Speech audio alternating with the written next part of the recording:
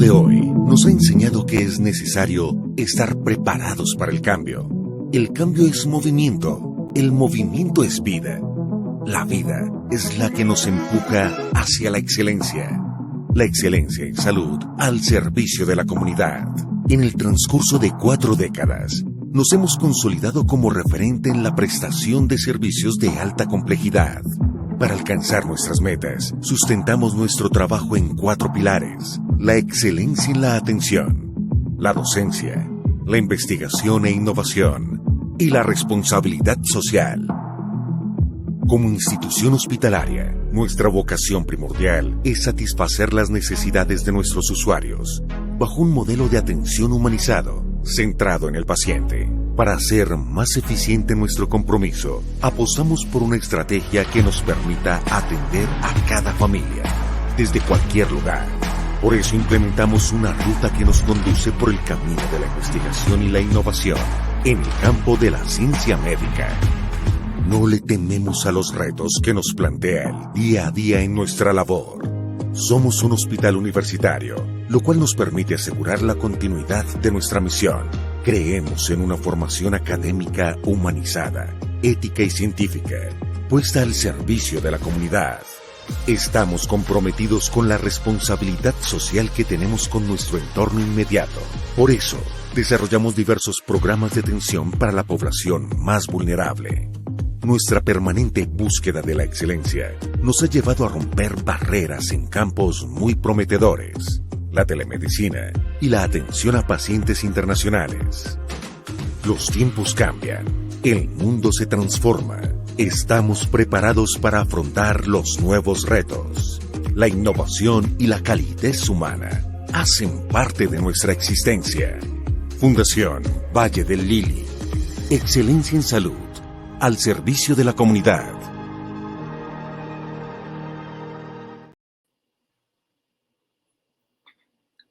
Hola, buenas noches a todos. Gracias por acompañarnos hoy al 36º Encuentro Académico de Radiología.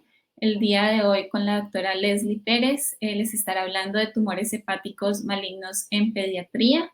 La doctora es médica general de la Universidad ICESI y es residente de Radiología e Imágenes Diagnósticas de 4º año de la Universidad ICESI en convenio con la Fundación Valle del Lili. Bienvenidos y muchas gracias por acompañarnos hoy. Le doy la palabra a la doctora. Gracias, doctora. Entonces vamos a iniciar con el tema del día de hoy. Hoy vamos a hablar del abordaje radiológico de tumores hepáticos malignos en pacientes pediátricos. Como dijo la doctora, mi nombre es Leslie Pérez, residente de Radiología e Imágenes Diagnósticas de la Universidad ICESI. Entonces, primero tenemos esta tabla de contenido en donde nos vamos a ubicar un poco de cómo vamos a abordar esta exposición. Primero vamos a tener los objetivos, luego la introducción, las recomendaciones imagenológicas para el abordaje de este tipo de lesiones hepáticas. Luego vamos a hablar específicamente del hepatoblastoma, del hepatocarcinoma, de la estadificación pretext, que es supremamente importante de estos 2 tumores, luego de las otras lesiones hepáticas malignas y al final pues son las conclusiones. Entonces, como objetivo tenemos primero proveer un diagnóstico diferencial apropiado de una masa hepática con características malignas en el paciente pediátrico, reconocer los hallazgos imagenológicos de los tumores malignos hepáticos en niños, identificar los hallazgos imagenológicos claves que definen la estadificación y la reestadificación de los tumores hepáticos malignos más frecuentes. Entonces, como a modo de introducción, tenemos que los tumores hepáticos son uno de los cánceres más frecuentes en los niños, aunque el cáncer más frecuente es la leucemia. El rol de la radiología es supremamente importante en todos los otros cánceres que no son leucemia. Vemos que la prueba que se utiliza para la presunción diagnóstica de la leucemia generalmente es el extendido de sangre periférica, en su mayoría en un 86%, mientras que los otros cánceres es radiología los que tenemos esa prueba de presunción diagnóstica en su mayoría de las veces, y es por eso que siempre tenemos que estar actualizados para poder ayudar al paciente y pues al médico tratante a hacer un adecuado abordaje de tratamiento. Entonces, ya entrando en materia de los tumores hepáticos, Tenemos que saber que es muy diferente los tumores hepáticos en adultos a los tumores hepáticos en niños. Y a veces el único dato clínico que tenemos en los pacientes pediátricos es la edad.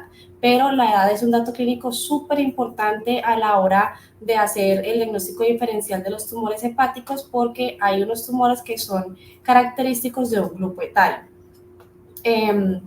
Obviamente tenemos que tener en cuenta, además de la edad, si está a nuestro alcance la historia clínica de algún síndrome que predisponga a un tumor hepático o un antecedente de enfermedad hepática de base, o algunas otras cosas como el peso al nacer del paciente pediátrico. Entonces, en esta tablita tenemos que hay algunos tumores que se presentan más que todo desde el nacimiento hasta la etapa escolar. Estos que están en negro son los tumores benignos que se presentan en esta edad. Tenemos el hemangioma congénito, el hemangioma infantil y el amartoma mesenquimal.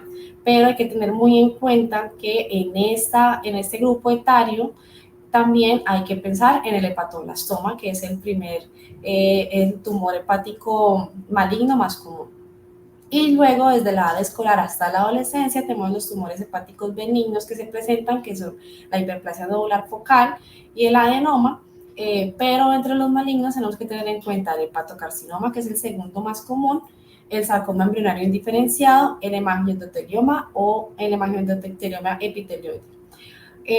Siempre tener en cuenta en la historia clínica del paciente, en caso de que tengamos o que conozcamos que el paciente tiene una malignidad primaria, pues a cualquier edad puede presentar entonces metástasis en el hígado. Entonces, ¿cómo vamos a hacer o cómo hemos hecho para abordar estos tumores hepáticos dependiendo de las guías? Antes no habían guías, se trataba de utilizar el LIRADS del adulto también en el niño, pero como no habían guías y no había nada que nos ayudaran a hacer este abordaje radiológico, en el 2017 se formó este grupo de LIRADS pediátrico del American College of Radiology, en donde nos ayudan y nos dan una guía de abordaje radiológico para poder hacer un adecuado diagnóstico diferencial. ¿Qué nos recomiendan ellos? Primero, en la terminología, sabemos que en el LIRADS del adulto mencionamos la palabra observación para las imágenes que vemos de masas en el hígado, mientras que en los niños o en los pacientes pediátricos, ellos prefieren que mencionemos la palabra lesión para abarcar todos estos tumores hepáticos. Entonces, recomiendan hacer primero una ecografía, siempre la primera imagen de elección, para confirmar dónde está la masa, si sí hay una masa y el origen de la masa. Y segundo, pues ya después hacer una tomografía o una resonancia magnética para evaluar si hay lesiones múltiples, si hay lesiones muy profundas, si hay un nuevo tumor de gran tamaño con alto riesgo de malignidad o en caso de sospechas de características por imagen alto de malignidad, siempre realizar una imagen complementaria para hacer una adecuada estadificación. Entonces, ¿qué hacemos con la ecografía? La ecografía primero nos va a ayudar a identificar el origen de la masa. A veces cuando son masas tan grandes, y esto pasa mucho en los pacientes pediátricos porque ellos no son capaces como de expresar muy bien sus síntomas, cuando ya encontramos los tumores, pues ya son tumores de gran tamaño. Cuando son masas tan grandes no podemos identificar el origen de la masa. Entonces se nos confunde entre un tumor hepático y muchas veces un tumor renal. Entonces la idea es que con ecografía mirar los movimientos respiratorios del paciente y mirar cómo se mueve el hígado respecto a la masa. Si la masa se mueve con el hígado, entonces es probable que esta masa sea peritoneal y haga parte del hígado. Si el hígado se desliza de la masa, eso quiere decir que probablemente la masa sea de origen retroperitoneal, es decir, probablemente renal, y así podemos hacer la diferenciación de la localización de las masas. Segundo, podemos establecer un compromiso vascular. No solamente el Doppler nos va a ayudar a evaluar si hay un compromiso o una infiltración de las estructuras vasculares del hígado, sino que además nos puede ayudar en la naturaleza del tumor. Puede que sea un tumor hipervascular y el Doppler nos va a ayudar mucho en estas características. Y tercero, pues también nos va a dar información sobre las características de la lesión, ya sea que tenga contenido graso, si tenga contenido líquido, si tiene calcificaciones, pues la ecografía también nos puede dar esa información. Y luego entonces ya vamos a las modalidades de imagen que nos van a dar más información acerca de estos tumores.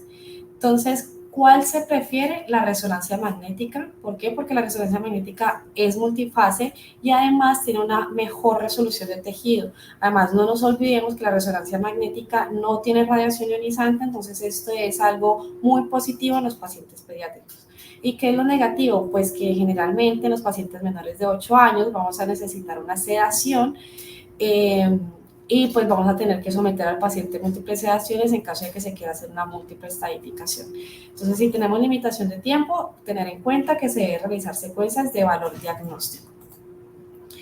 Y la tomografía, pues la tomografía también tiene sus cosas buenas, tiene una mejor resolución espacial y además la reconstrucción multiplanar es la que nos va a ayudar en esta resolución espacial. Y lo negativo que todos sabemos, pues es una radiación ionizante. Entonces la idea es que si se tiene que hacer, se hagan estrategias para minimizar la dosis. Y si se hace, pues que sea porque haya una contraindicación para la resonancia magnética, porque no tengamos disponibilidad, porque no en todos los hospitales tenemos disponibilidad de resonancia, o cuando se requieran múltiples eventos con anestesia y pues prefiramos utilizar la tomografía. Entonces, cuando tenemos en cuenta de las recomendaciones imagenológicas que siempre nos recomienda la resonancia magnética, hay dos medios de contraste que se pueden utilizar. Está el agente extracelular, que tiene aprobación por la FDA para uso en niños menores de 2 años, como el Gadovis y el Dotarem, pero estos agentes extracelulares no tienen una indicación específica para imagen del hígado, mientras que tenemos los agentes hepatobiliares, que son el Multihance y el Primovis, que el Primovis, por ejemplo, es seguro en niños desde los 2 meses hasta los 18 años y tiene aprobación FDA para imagen del hígado pediátrico, además que se alcanza una fase hepatobiliar mucho más rápido que el Multihance. Sin embargo, el Multihance pues tiene una mejor opacificación vascular. Pero no en todos los hospitales tenemos estos agentes hepatobiliares disponibles, entonces casi siempre nos quedamos con estos agentes extracelulares. Sin embargo, múltiples estudios han mostrado que el agente extracelular no es suficiente y no es tan sensible para hacer una diferenciación de los diagnósticos de las masas hepáticas, y que la fase y el agente hepatobiliar nos va a ayudar a caracterizar mejor esta lesión. Entonces, sí, en los múltiples estudios que han salido comparando como estos dos agentes de medio de contraste, recomiendan que se realice con el medio de contraste hepatobiliar. Entonces vamos a dar inicio entonces a los tumores hepáticos malignos. Empezamos con el hepatoblastoma. El hepatoblastoma es un tumor embrionario derivado de células precursoras hepáticas. Es el 37% de los tumores primarios malignos del hígado. Es predominantemente unifocal y tiene un predominio por el lóbulo derecho, sin embargo puede presentarse de manera multifocal y en todos los lóbulos. Se presenta más que todo entre los 6 y los 3 años y tiene una relación 1,6 a 1 de hombres a mujeres, siendo más frecuente en los hombres. Estos pacientes tienen una elevación de la alfa-fetoproteína, entonces nos podemos ayudar con este laboratorio para hacer el diagnóstico en caso de que tengamos duda por imagen. Y hay que tener en cuenta que tenemos estos factores de riesgo para el hepatoblastoma, y es que los prematuros con muy bajo peso al nacer, es decir, los prematuros menores de 1.500 gramos, aunque no hay explicación, tienen una alta relación con hepatoblastoma. Es tanto así que ha aumentado significativamente el número o la incidencia de hepatoblastoma en las últimas 2 décadas por la supervivencia o el aumento de la supervivencia de estos prematuros extremos. Otros síndromes que también pueden estar relacionados con el hepatoblastoma es la poliposis adenomatosa familiar y el síndrome de Beckwith-Wiedemann y la trisomía 18. La relación entre el síndrome de Beckwith-Wiedemann y el hepatoblastoma es tan alta que hay recomendaciones de tamizaje en donde recomiendan que si se hace el diagnóstico de este síndrome se debe realizar ecografías cada 3 meses hasta los 8 años para descartar o pues detectar tempranamente este tipo de tumor, al igual que tamizaje con alfa-fetoproteína cada 3 meses hasta los 4 años. Entonces, ¿cómo vamos a ver el hepatoblastoma? El hepatoblastoma es un tumor bien definido, lobulado y con septos, es decir, que vamos a tener una buena diferenciación entre el tumor y el parénquima hepático sano. Ya en las características por imagen, pues dependiendo de la histología del tumor, si es epitelial tiende a ser un poquito más homogéneo, si es mixto, pues tiende a ser más heterogéneo por algunos componentes osteoides, cartilaginosos y fibrosos, y el 50% de estos tumores pues presentan calcificaciones. Entonces, por tomografía, recuerden que si no tenemos la opción de hacer la resonancia, pues se puede hacer la tomografía. Siempre se debe hacer una angiotomografía donde tengamos una fase arterial y una fase venosa. La fase arterial debe realizarse en el hemiabdomen superior y la fase venosa debe realizarse en abdomen y pelvis. En la tomografía, entonces el tumor lo vamos a ver más hipodenso que el resto del parénquima hepático en todas las fases de la tomografía. Y en la resonancia magnética lo que vamos a ver es que este tumor se comporta hiperintenso en las secuencias con información T2, hipointenso en las secuencias con información T1 y su realce también es menor que el resto del parénquima hepático en todas las fases arterial, venosa y tardía. Algunos componentes del hepatoblastoma pueden presentar también restricción a la difusión y que tengamos en cuenta que es importante que la fase hepatobiliar no presenta retención de contraste, es decir, que en la fase hepatobiliar este tumor siempre se va a ver más hiporrealzante que el resto del parénquima hepático. Como segundo tenemos el hepatocarcinoma. El hepatocarcinoma es un tumor maligno de células de diferenciación del hepatocito, es la segunda malignidad primaria del hígado más común, afecta entre los 10 y los 14 años, entonces ahí vemos las diferencias de los grupos etarios entre el hepatoblastoma y el hepatocarcinoma, y es raro que se presente antes de los 5 años. ¿Qué hay que tener en cuenta a diferencia de los adultos? Que el 70% de los pacientes pediátricos diagnosticados con hepatocarcinoma no tienen una enfermedad hepática de base.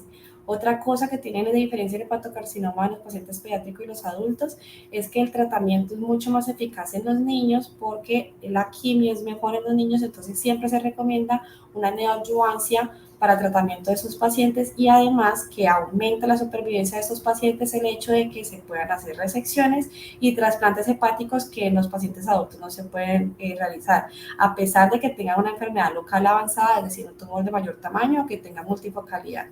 Lo que sí hay que tener en cuenta es que no se puede hacer trasplante en pacientes pediátricos con hepatocarcinoma si tiene una extensión extracelular, extrahepática, si tienen una metástasis o tienen invasión vascular. Y el 70% de esos pacientes con hepatocarcinoma también presentan elevación de la alfa-fetoproteína. Entonces, estas masas del hepatocarcinoma son mucho más heterogéneas que el hepatoblastoma, son típicamente grandes y no son tan definidos como el hepatoblastoma, entonces podemos ver que no tenemos un borde donde podemos delinear exactamente por dónde va el tumor, sino que el tumor es un poquito más difuso. El tumor también se presenta hiperintenso ligeramente en las secuencias con información T2, hipointenso en las secuencias con información T1, pero algo que nos puede ayudar a diferenciar demasiado el hepatoblastoma, a pesar del grupo etario también, es que en la fase arterial hay un ávido realce del hepatocarcinoma y presenta lavado en la fase venosa. La mayoría también de los hepatocarcinomas presentan restricción a la difusión. Entonces, en esta imagen tomográfica también vemos que eso es una fase arterial y ya está empezando a presentar este ávido realce que presenta el hepatocarcinoma en la fase arterial. Y tener en cuenta que la fase hepatobiliar tampoco presenta retención de medio de contraste. Entonces, a pesar que el 70% de los niños que tengan hepatocarcinoma no tienen enfermedad de base, pues también tenemos que saber que el otro 30% sí lo van a tener y tenemos que saber cuáles son las causas de cirrosis en niños. Entonces, estas son las principales causas de cirrosis en niños: hepatitis B, atresia biliar, enfermedad hepática asociada a la cirugía de Fontan, la deficiencia de alfa-1 antitripsina, el síndrome de Alagille, la enfermedad de Wilson y la tirosinemia. ¿Qué hay que tener en cuenta en estos pacientes cirróticos? Que los pacientes cirróticos generalmente tienen nódulos de regeneración y acá la fase hepatobiliar o este medio de contraste nos va a ayudar muchísimo porque, como ya les mencioné, el hepatocarcinoma no tiene una retención del medio de contraste, mientras que los nódulos de regeneración, como son hepatocitos funcionantes, sí. Entonces ahí podemos diferenciar entre los nódulos de regeneración y el hepatocarcinoma multifocal. Entonces, ¿por qué mencionamos que no podemos utilizar el LIRADS en los pacientes pediátricos? Este fue un estudio que se hizo de 10 años retrospectivo, en donde se tomaron 58 pacientes con diagnóstico de hepatocarcinoma, diagnóstico histológico, y otros 54 pacientes pediátricos con otro tipo de tumores hepáticos. Se realizó la revisión de las imágenes por 3 radiólogos diferentes y se vio que el 37% de los pacientes que presentaban clasificación LIRAD-5 eran lesiones benignas, mientras que hemos visto que en los estudios de los adultos solamente hasta el 3% pueden tener el margen de error de clasificar el LIRAD-5 como lesiones malignas. Entonces, vemos ahí ya entonces la diferencia entre los pacientes pediátricos y los pacientes adultos, y es por eso que no podemos utilizar el LIRAD en los pacientes pediátricos. Tenemos una variante del hepatocarcinoma que es el hepatocarcinoma fibrolaminar. Este es distinto al hepatocarcinoma clásico y es una entidad rara. Se presenta más que todo en adolescentes mayores y en menores de 20 años. Y la alfa-fetoproteína en estos pacientes generalmente es normal. Usualmente es solitario, circunscrito y o localizado en el lóbulo hepático derecho. ¿Cuál es la característica por imagen que tiene este hepatocarcinoma fibrolaminar? Es que presenta una cicatriz central, porque él también se presenta ligeramente hiperintenso en las secuencias con información T2, hipointenso en las secuencias con información T1, pero como vemos, esa parte hipointensa central que se veía en el T2 no realza posterior a la administración del medio de contraste en ninguna de las fases. Este hepatocarcinoma tiende a realzar heterogéneamente en la fase arterial y a tener un poquito de lavado en la fase venosa, pero esta región central nunca va a realzar, entonces es la característica de la cicatriz central y así lo podemos diferenciar o clasificar como un hepatocarcinoma fibrolaminar.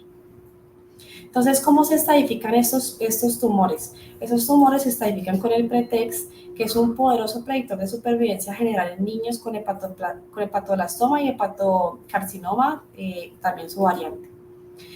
Se describió desde 1992 para ayudar a la estadificación del hepatoblastoma, sin embargo ya se incluyó también el hepatocarcinoma y se hacen unas revisiones frecuentemente evaluando pues las definiciones y los criterios diagnósticos. La versión más reciente fue en 2018. Este PRETEX está basado en determinar el número de secciones hepáticas contiguas libres de tumores para ayudar al quirúrgico a planear su plan quirúrgico. Entonces, este gráfico, aunque no parezca, pues es en un corte axial, entonces vemos que esta es la vena cava inferior y la vena suprahepática derecha y la vena suprahepática media son los que nos van a ayudar a dividir las secciones hepáticas y también la fisura umbilical. Entonces, tenemos un lado derecho y un lado izquierdo. El lado derecho es anterior y posterior, la cual está dividida por la vena suprahepática derecha.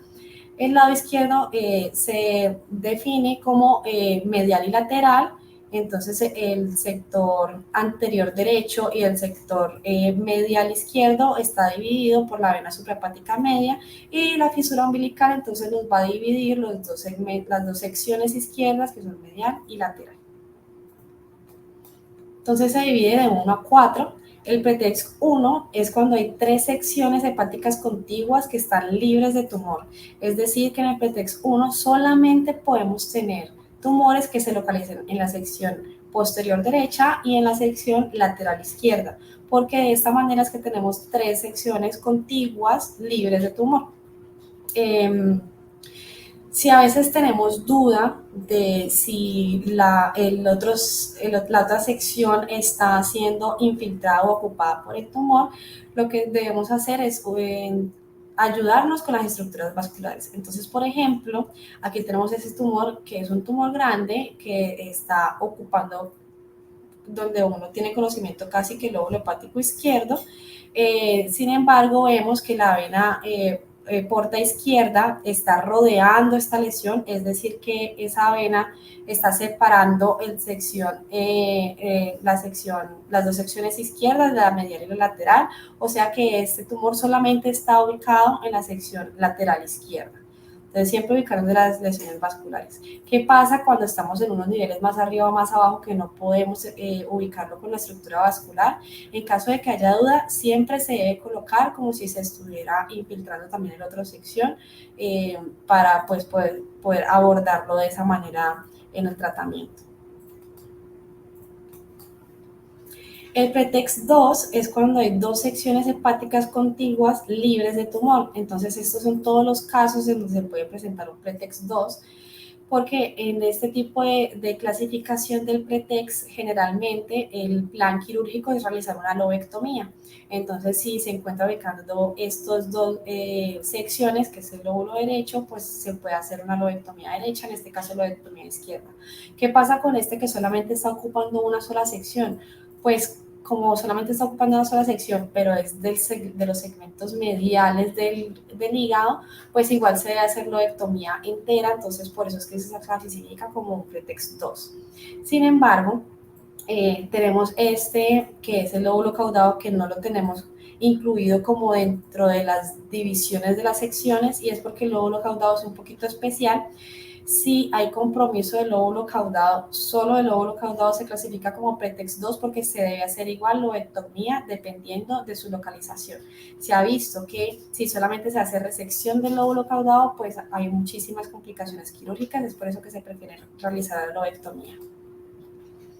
Entonces acá tenemos este ejemplo de este tumor, que es una paciente femenina de 2 años, que es una hepatoblastoma. Entonces vemos que esta lesión está localizada, nosotros diríamos, en el segmento 4B, o es decir, en la sección medial izquierda, y está muy bien delimitado, como es lo característico del hepatoblastoma, pero como está ubicado en una de las secciones mediales del hígado, pues se debe clasificar como un pretext 2, porque en este caso habría que hacer una lobectomía izquierda completa.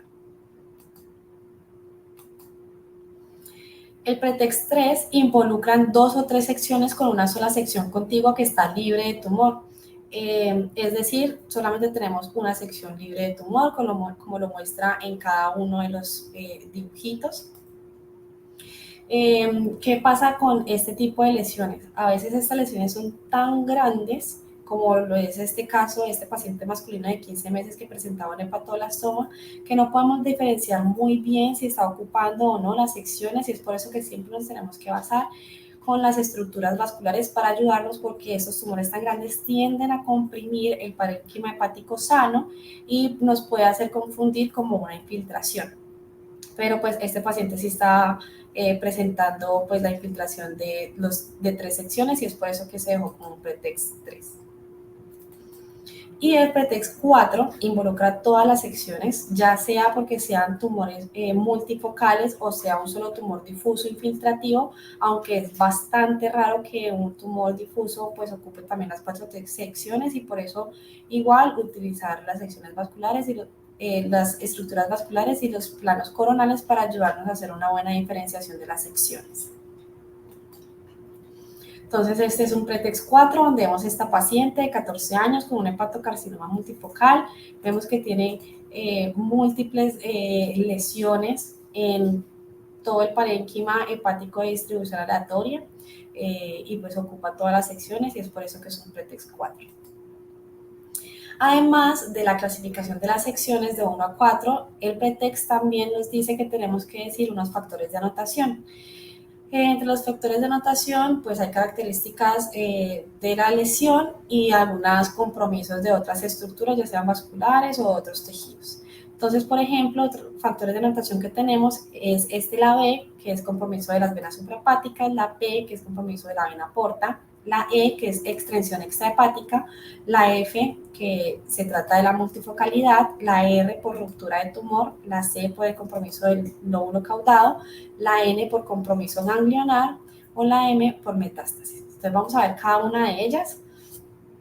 Antes se clasificaba como B1, B2, B3, ya no. Ahora la clasificación es estado B positivo o negativo, para que todos tengamos un mismo informe y hablemos como un mismo idioma, y todos sepamos cuál es el manejo a seguir con este paciente. Entonces, ¿cuándo se da un estado B positivo? Cuando se presente alguno de los siguientes criterios. 1, que haya una obliteración de las 3 venas suprahepáticas o de la vena cava inferior intrahepática. Tener en cuenta que cuando hablamos de las 3 venas suprahepáticas es desde el origen de la vena cava inferior hasta su primera ramificación. Ya las ramas más distales pues no se deben tomar como criterio de compromiso vascular. 2, cuando hay un tumor que rodea las 3 venas suprahepáticas o la vena cava inferior intrahepática en más del 50% o de 180 grados. Y 3, cuando haya un trombo tumoral en una o más de las venas suprahepáticas o la vena cava inferior intrahepática. Entonces miren que solamente en este criterio se puede tomar el compromiso de una sola de las venas suprahepáticas. Las demás tienen que tener el compromiso de las 3 venas. Cualquier tipo de trombo que se vea en las venas suprahepáticas o en la vena cava inferior intrahepática se debe considerar como un trombo tumoral. Entonces acá tenemos a este paciente masculino de 15 meses que tiene un hepatoblastoma. Vemos que hay una obliteración completa de la vena cava inferior, es decir, que este es un estado B positivo. ¿Listo? Siguiente es el factor de anotación P, que es la vena porta, igual, estado P positivo o negativo, y debe cumplir algunos de los siguientes criterios. Obliteración de las 2 venas portas, es decir, la derecha y la izquierda, o la vena porta principal. Segundo, que haya tumor que rodee las 2 venas portas derecha e izquierda o la vena porta principal en más del 50% o 180 grados, o que haya un trombo tumoral en cualquiera de las 2 venas portas, es decir, la derecha o la izquierda, o de la vena porta principal. Entonces acá tenemos a este paciente masculino de 15 meses con un hepatoblastoma que tenía este gran tumor, en donde vemos que están, aunque algo filiforme, están permeables las 2 venas portas, izquierda-derecha, entonces este es un estado de un factor de anotación P negativo. Mientras que este es un paciente masculino de 17 años con hepatocarcinoma, en donde vemos que hay un trombo tumoral en la vena porta derecha que ya está casi que comprometiendo también la izquierda y se quiere meter como también a la porta principal, es decir que este es un estado P positivo. La E es una enfermedad extrahepática contigua al tumor. En este tenemos que tener un poquito de cuidado porque tiene unas características bastante específicas. Se debe cumplir uno de los siguientes criterios. Uno, que el tumor cruce límites o planos de tejido. Casi siempre lo que hace el tumor es infiltrar la pared abdominal o el diafragma hacia arriba. Entonces eso es lo que tenemos que buscar. 2, que el tumor esté rodeado por tejido hepático normal en más de 180 grados. Entonces, ¿qué significa esto? No quiere decir que tengamos el tumor intrahepático y si está rodeado de tejido sano, entonces ya es una enfermedad extrahepática. Quiere decir que si el tumor se está saliendo como de la cápsula hepática y vemos que sube o baja, y cuando subimos este pedacito de tumor está rodeado de tejido hepático sano, ahí ya se considera como una enfermedad extrahepática, no del tumor intrahepático. Y 3, cuando hayan nódulos peritoneales, uno de más de 10 milímetros o 2 o más de 5 milímetros. Entonces, en esta imagen de la literatura vemos lo que les explicaba. Este es un tumor que en la parte inferior estaba su componente intrahepático y este ya estaba generando como una salida hacia el peritoneo y alcanzaba a salir tanto que arriba alcanzaba a estar rodeado de tejido hepático sano en más de 180 grados, es decir que este es un estado positivo. ¿Qué hay que tener en cuenta en estos pacientes? Que la ascitis es algo normal, o bueno, no normal, muy común en estos pacientes con tumores hepáticos, entonces no se debe considerar enfermedad extrahepática, y el tracto de la biopsia pues puede presentar algo de realce o engrosamiento normal por el tracto, pero si vemos un engrosamiento nodular sí se debe considerar una enfermedad extrahepática. La F entonces nos habla de multifocalidad. Igual, positivo o negativo, si presenta 2 o más tumores hepáticos con parénquima hepático interpuesto. A veces cuando los tumores son muy grandes, no podemos diferenciar si están muy juntos, si son 1 o son 2, pero está bien que en el pretext pongamos que es 1, si nos confundimos, igual en el posttext o en su tratamiento después, pues se va a disminuir de tamaño, ahí ya podemos diferenciar si es 1 o 2. Entonces, en este caso, pues la misma paciente que les mostró la multifocalidad con el hepatocarcinoma que presentaba múltiples lesiones hepáticas. Esto es solamente mirar que haya tejido hepático sano entre las 2 lesiones hepáticas para poder hacer un estado positivo de multifocalidad. La R, entonces estamos hablando de ruptura del tumor. Entonces es cuando presentemos líquido libre en el abdomen o la pelvis con uno o más de los siguientes hallazgos de hemorragia. Entonces que tenga líquidos o septos, líquido con septos o complejidad interna, que tenga un líquido de alta densidad en la tomografía, es decir, que tenga más de 25 unidades Hounsfield, que las imágenes características de sangre o degradación de productos de la hemoglobina en resonancia magnética, o que en el tumor se vea una ruptura visible o un defecto capsular hepático en la imagen. Entonces, ¿qué tener en cuenta también con este factor de anotación? De nuevo, no se debe considerar el material hemático post-biopsia o post-ruptura quirúrgica, no se debe considerar como ruptura del tumor. La citisola ya les mencioné, no se debe considerar tampoco como ruptura del tumor. Y el líquido subcapsular sin presencia de líquido en otro lugar, así tenga material hemorrágico, tampoco se debe considerar como ruptura del tumor. Entonces, por ejemplo, tenemos este paciente de 17 años con ese hepatocarcinoma, que es un tumor bastante grande, difuso, pero vemos cómo hay una interrupción de la cápsula hepática con este material de este tejido al líquido acítico, donde podemos considerar pues, que este es un factor de anotación positivo. El C simplemente es el compromiso del lóbulo caudado. Aquí les traje para que tengamos en cuenta cuáles son los límites del lóbulo caudado por si no los tenemos claros. El lóbulo caudado es la parte del hígado entre la vena porta y la vena cava inferior intrahepática. El margen derecho es una línea dibujada entre el borde lateral derecho de la vena cava inferior, perpendicular a la vena cava inferior. El margen izquierdo es el ligamento venoso, el margen anterior es la porta hepatis y el ligamento redondo, y el margen superior es el domo del hígado y el inferior es el hígado que pasa entre la vena porta principal y la vena cava inferior. Solo para que lo tengamos en cuenta, cada vez que veamos algo que se pase algo de este margen, pues ya se considera un factor de anotación positivo para el lóbulo caudado. Como por ejemplo en esta imagen vemos que ya pues hay una infiltración también del lóbulo caudado, entonces es un estado positivo. La N, que es el de compromiso ganglionar, es donde tenemos uno de los siguientes criterios. Uno, que haya un ganglio con eje corto de más de 1 centímetro o un ganglio portocavo con eje corto de más de 1,5 centímetros. También se puede considerar un ganglio de morfología esférica o con pérdida de hilio graso. Sin embargo, no es tan sensible el diagnóstico con la morfología, entonces es mejor que nos dejemos guiar un poco más por el tamaño.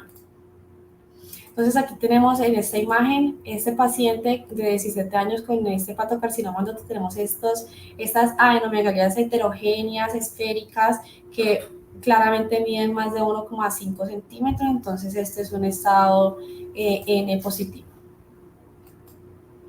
La M es la metástasis a distancia. Acá tenemos que tener en cuenta que los pulmones son el sitio más común de metástasis a distancia y están presentes en el 17% del diagnóstico de los pacientes con diagnóstico de hepatoblastoma. La tomografía siempre va a ser la imagen de elección para buscar estas metástasis pulmonares y se debe realizar en todos los pacientes que se les haga un diagnóstico de hepatoblastoma en el momento del diagnóstico.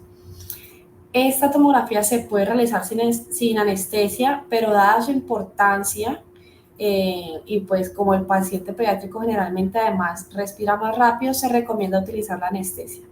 Y además se recomienda realizar el primer TAC con medio de contraste y ya en adelante los seguimientos se pueden realizar sin medio de contraste. ¿Cuál es la definición entonces de metástasis pulmonar en estos pacientes? Al menos un nódulo pulmonar no calcificado mayor o igual a 5 milímetros o 2 o más nódulos no calcificados, cada uno mayor o igual a 3 milímetros. Y no se deben realizar otros estudios de extensión a menos que el paciente esté sintomático o que haya una elevación de la alfa-fetoproteína sin explicación. Cuando hay una elevación extrema de la alfa-fetoproteína, lo que siempre debemos pensar es que o el tumor creció en su tamaño considerablemente o hay metástasis a distancia. Entonces, si ya vimos que en el pulmón no hay nada, igual la alfa-fetoproteína está bastante aumentada, debemos buscar donde más hay ya en otros sitios de metástasis. Entonces, tenemos esta paciente femenina de 3 años con un hepatoblastoma donde le hicimos pues la tomografía de tórax para evaluar la posibilidad de metástasis y pues efectivamente encontramos múltiples nódulos que ocupaban ambos pulmones, entonces este es un estado M positivo. Y este paciente con el hepatocarcinoma, en donde solamente encontramos un nódulo, pero este nódulo medía más de 5 milímetros, entonces también es un estado M positivo. Entonces, el post-text se debe realizar un TAC de tórax de seguimiento solo si el niño tuvo metástasis pulmonares al diagnóstico del tumor hepático. Si no, entonces no se debe realizar a menos que haya una elevación de la alfa-fetoproteína o haya sospecha de infección.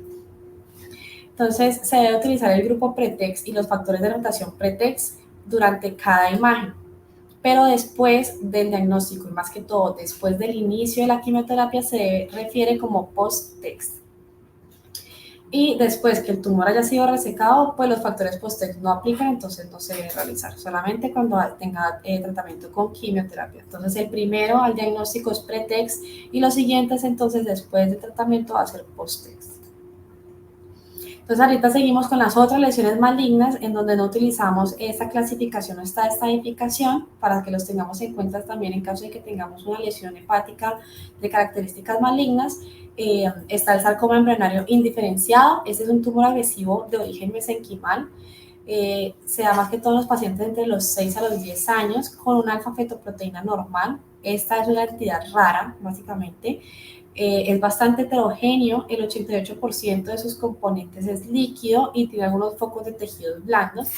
Y además, como es tanto líquido, puede tener como un contenido un poquito más mucoide y tiene niveles líquido-líquido, como lo vemos aquí en esta imagen, este nivel líquido-líquido, acá también. Esto es algo como característico del sarcoma por detritos o material hemorrágico y pues todos estos septos. Este tumor generalmente se ve hipointenso en T1 por el contenido líquido que tiene, hiperintenso en T2, pero algo característico que tiene este tumor es que tiene este halo hipointenso por una cápsula fibrosa que nos puede hacer diferenciar de los otros tumores. En la tomografía pues lo vamos a ver como con densidad líquida, es decir, hipodenso, y posterior a la administración del medio de contraste, lo que puede realzar generalmente es el tejido blando periférico de todos estos componentes líquidos. También tenemos el hemangiosendotelioma epitelioide. Este es un tumor de tejidos blandos raro de origen vascular. Este es un hallazgo generalmente incidental. La alfa-fetoproteína también es normal.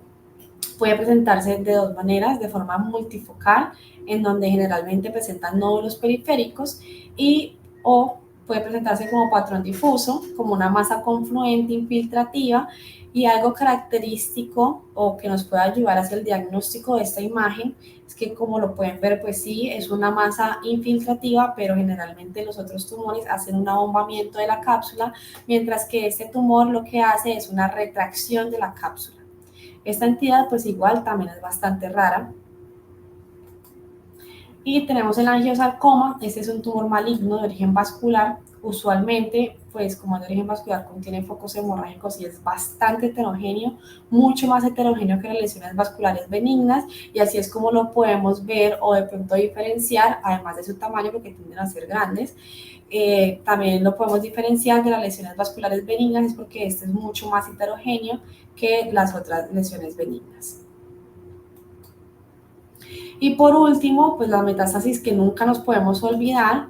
Entonces aquí tenemos los tumores pediátricos más comunes en hacer metástasis al hígado, que son el neuroblastoma, el tumor de Wilms y el rhabdomyosarcoma.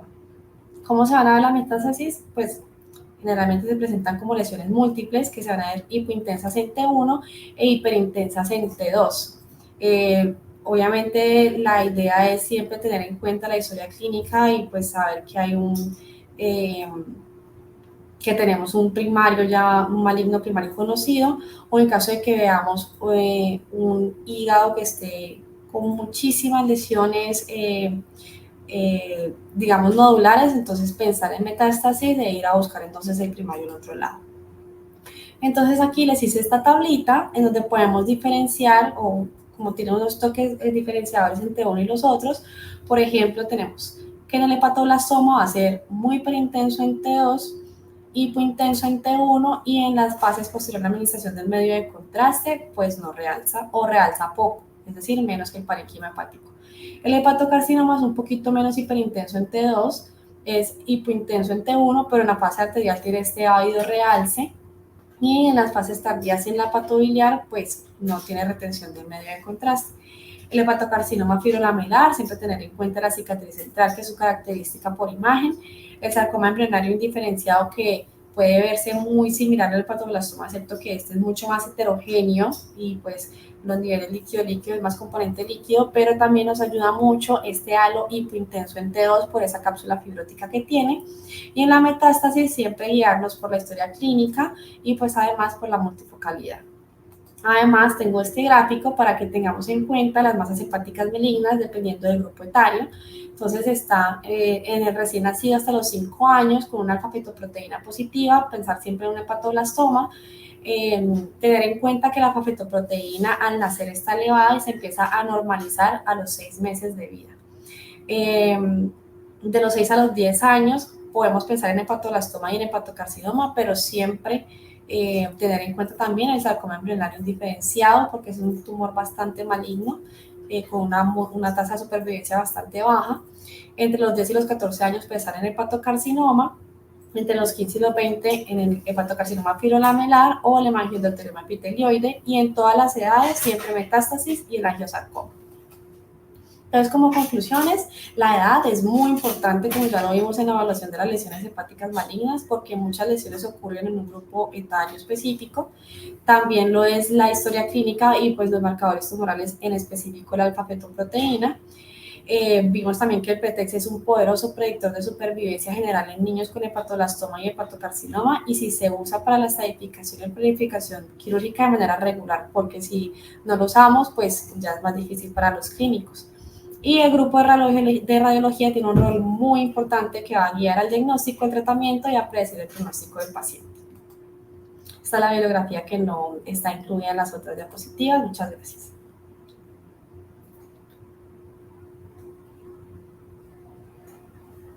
Muchísimas gracias a la doctora Leslie por esta excelente conferencia. Recordar que el pretexto es muy importante en estos pacientes y nos quedó muy claro la manera como debemos utilizarlo. Vamos a seguir a la sesión de preguntas. La primera pregunta se salió un poquito del tema de la charla, pero nos preguntan en qué momento podemos pensar que un paciente pediátrico tendría un colangiocarcinoma. Entonces, recordemos que el colangiocarcinoma realmente es un tumor raro en pediatría, muy, muy infrecuente. Sin embargo, algunas como de las cosas que podrían sugerir un colangiocarcinoma, sobre todo, es el antecedente de enfermedades congénitas de la vía biliar, es decir, quistes biliares, o en los pacientes pediátricos, por ejemplo, con enfermedad inflamatoria intestinal, que tienen mayor riesgo de hacer colangitis esclerosante, estos factores predisponen a malignidad más adelante. Sin embargo, la aparición del colangiocarcinoma por lo general no se da en la edad pediátrica, sino se da cuando ya están en edades adultas. Entonces, colangiocarcinoma en pediatría realmente es muy, muy raro. La segunda pregunta, independiente de la edad, ¿se le pone contraste al niño, tanto en rezo como en tomografía? Sí, pues sí, la respuesta es sí. Pues actualmente hay algo de debate sobre el uso del gadolinio en los pacientes pequeños por la acumulación de algo de gadolinio en el sistema nervioso central, pero esto sobre todo se ha estudiado en pretérminos y realmente las implicaciones clínicas hasta el momento no se saben. Y realmente el contraste nos ayuda mucho, especialmente en TAC. En resonancia tenemos tal vez otras como secuencias que nos podrían ayudar, pero sí, realmente que sí. Y una tercera pregunta, ¿tiene importancia relevante la espectroscopía para estudios de estos tumores? No sé si Leslie quiere responder algo. La espectroscopía en el abdomen, bueno, en todo lo que no es la cabeza, mejor dicho, por ahora no tiene aplicaciones clínicas porque es muy difícil de realizar la espectroscopía en el sistema nervioso central, en los tumores y otras lesiones del sistema nervioso central. Es relativamente buena para resolver algunas dudas, pues porque el tejido pues del cerebro es relativamente estable, ya se ha estudiado, se han estudiado los metabolitos, pero en el resto del cuerpo es mucho más difícil de adquirir y la composición de las cosas que se estudian todavía no está muy clara, entonces por ahora no tiene ningún uso clínico para tumores en abdomen. No sé si hay más preguntas. Por aquí hay otra pregunta. ¿La fase sin medio de contraste en la tomografía es utilizada o ya no se utiliza? Bueno, pues es útil, sobre todo en algunos tumores que tienen calcificaciones, para ver el patrón de realce. Sin embargo, en los pacientes pediátricos intentamos hacer o irradiar lo menos posible, entonces con una única fase portal o portal mezclada es suficiente para caracterizar las lesiones, entonces realmente se podría usar, pero se prefiere no hacer las fases simples por tomografía para tumores abdominales. Por aquí hay otra pregunta. ¿Podemos utilizar el ultrasonido con contraste en niños? Pues nosotros personalmente aquí en la clínica no utilizamos el medio de contraste para ecografía. No sé si en alguna institución en Colombia ya lo estén usando. En Estados Unidos en algunas lo usan, pero en muchísimos hospitales todavía no. Tiene ventajas la visualización en tiempo real. No sé para los tumores qué tanta información adicional de. Creería que la ecografía es muy útil en pediatría, como dijo la doctora Leslie al principio de la presentación, porque en los niños, sobre todo en los niños preescolares o en los bebés, identificar el origen de la masa no es tan fácil como uno pensaría. Es una masa gigante que ocupa la mitad del abdomen. Entonces la ecografía, al poder evaluar en tiempo real con la respiración, pues con la rotación de los pacientes en la posición, nos ayuda a dejar mucho más claro cuál es el epicentro de la masa, pero hay algunas características, por ejemplo, para la clasificación pretext, que es súper importante para el manejo posterior de estos pacientes, en donde la ecografía se queda corta, y por eso es que, a pesar de que es el estudio inicial y que todos los pacientes deberían tener una ecografía, no es el único estudio que debemos hacer cuando hablamos de tumores hepáticos y tumores abdominales. Creo que con eso respondí la siguiente pregunta, que habla del Doppler en ecografía. Aquí hay otra pregunta que nos dice: recordar que el medio de contraste hepatoespecífico está aprobado por la FDA, pero no por el INVIMA, firmar siempre el consentimiento. Y una última pregunta: ¿algún pitfall a tener en cuenta en estas lesiones? No sé si les quiere responder esto. No, pues lo que mencioné en la charla, las características por imagen, no caer tener en cuenta cada una de las especificaciones de los factores de anotación para no caer en ningún pitfall que tengamos alguna duda. Sí, de acuerdo. La última publicación de Pretexa ha dejado muy claro y ha intentado facilitar que lo que uno ponga o clasifique sea lo más homogéneo, es decir, que haya menor variabilidad interobservador, para que así sea más fácil para los cirujanos y para los médicos tratantes, y para nosotros como radiólogos cuando nos enfrentamos con el pretexto, el post-text. Entonces, pues siempre tener el artículo a la mano con los diagramas que ellos tienen y revisar si no estamos seguros de los factores de anotación, porque ellos, la descripción que hacen es súper clara, y lo que intentan es ayudarnos a tener un reporte claro y útil. Creo que con eso terminamos las preguntas. Muchísimas gracias a todos los que nos acompañaron. Si tienen alguna duda nos pueden contactar. Muchísimas gracias a la doctora Leslie. Súper buena la presentación, muy claras las imágenes, los diagramas. Felicitaciones. Gracias, doctora.